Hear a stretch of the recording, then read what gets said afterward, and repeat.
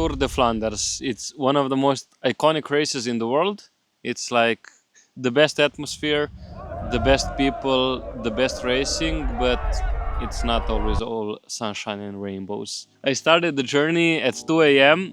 and the drive to the airport was like 2 hours. Of course, I got zero sleep, and with me, usually zero sleep means I'm gonna get sick the next day. Spoiler alert, I got sick the next day. The big upside of flying so early is basically the views. The views were amazing. In the Dolomites, it was clear skies and some amazing light. I got some really good footage before even landing in Brussels. After landing in Brussels, me and Alan took separate trains. He went to the Pogi Boys' house. I went to Kortrijk.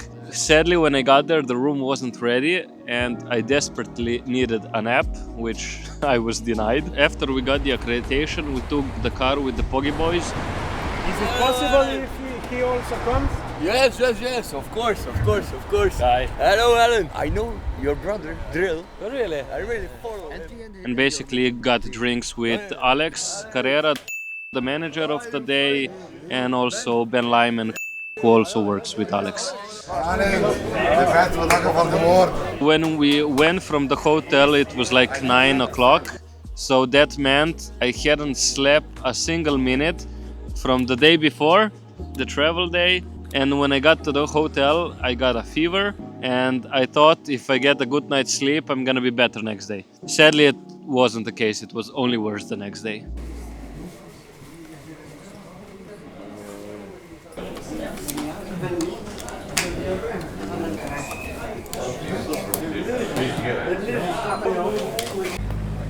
The next day was race day. Race day was cold. I was sick. When we got to the team buses, we were there a bit early. You ready for tonight? Ready. With Alan, we just went to grab a cup of tea. After that, we got shots at the team bus.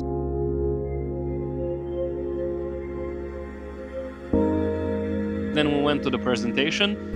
Like the presentation, because I'm a video guy, I don't have all the credentials, so I couldn't be like at the spot to take all the best shots of the teams.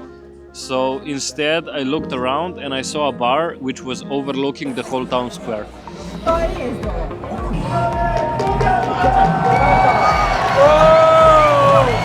What do you want to tell them? Yeah, I want to tell them thank you everybody for coming. It's amazing to see so many people. And I got some really great shots. The town square was like full, like I would say a couple of thousand people were there, and the atmosphere was amazing. And I got some incredible shots.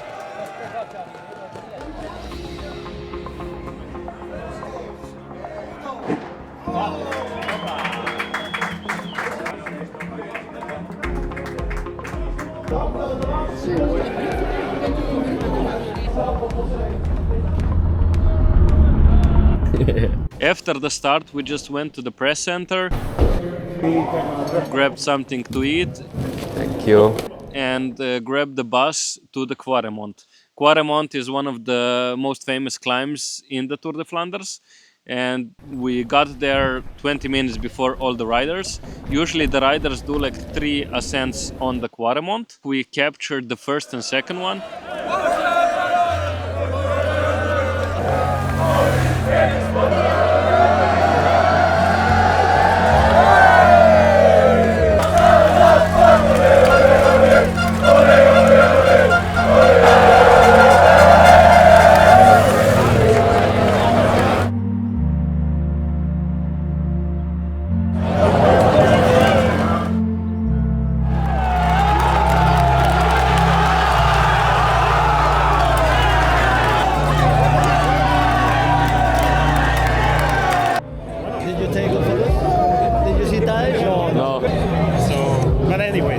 This is about the atmosphere. Yeah. I mean, at the end, if he wins, these photos are Exactly, like worth nothing. nothing. Yeah. After the second one, we went back with the bus, and the bus left us like a kilometer away from the finish line. Everything was going to plan until then.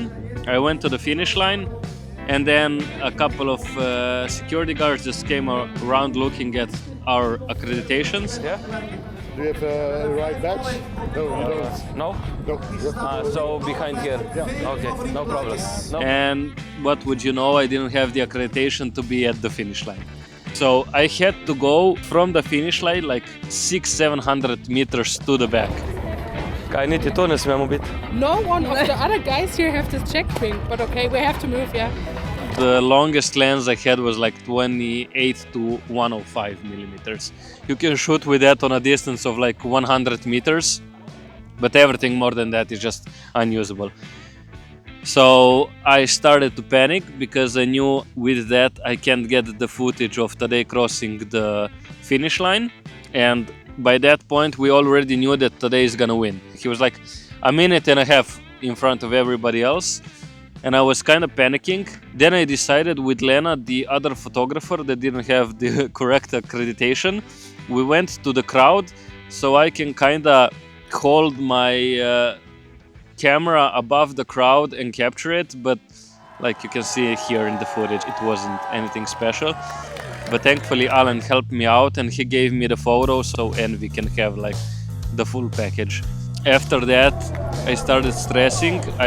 We ran back to the area where we were allowed because I thought Tadej is gonna come there.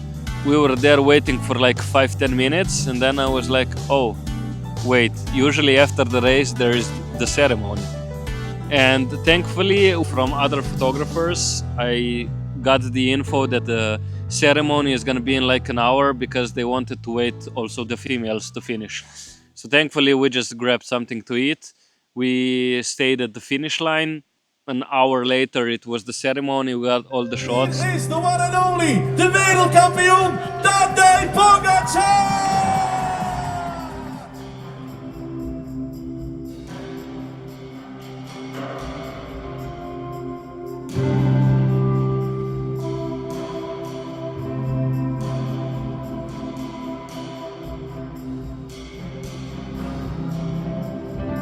Tot het publiek, Tadej, this microphone is all yours. Thank you. I was not expecting it. What should I say? Thank you everybody for coming. It was an amazing day. Such a beautiful atmosphere on all the climbs and the finish start. Thank you all the fans. Bravo. Voilà. Woorden van dank door Tadej Pogačar gericht aan alle fans. Mag ik de mensen van...